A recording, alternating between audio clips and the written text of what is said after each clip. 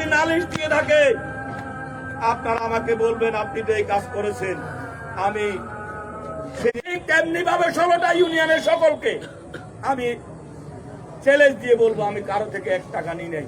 তাহলে আপনারা দুর্নাম করে, আপনারা হয়তো অবৈধভাবে কামাই করে আমার দলের দুর্নাম করবেন, আমার দুর্নাম করবেন।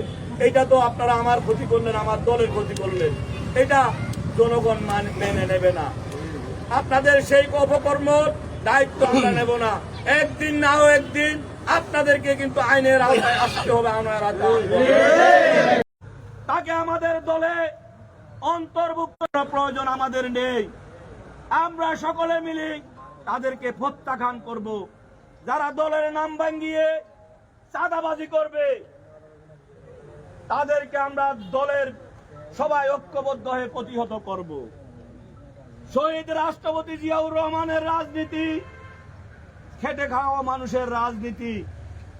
চাঁদাবাজ মুক্ত বাংলাদেশ চেয়েছিলেন, সন্ত্রাস মুক্ত বাংলাদেশ চেয়েছিলেন। আমরা আমাদের দলের মধ্যে আমরা কোনো চাঁদাবাজকে জায়গা দিতে চাই না।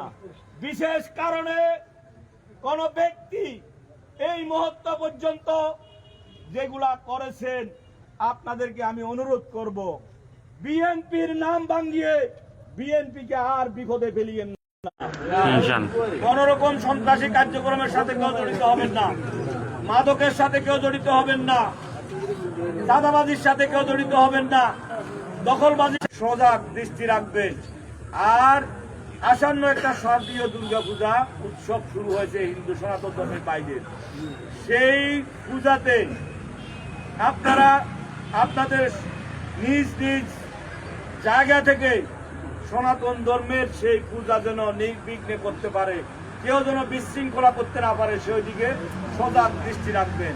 একটি অশুভ শক্তি এই পূজাতে বিশৃঙ্খলা করে। আপনাদের সকলের কাছে দোয়া চাই।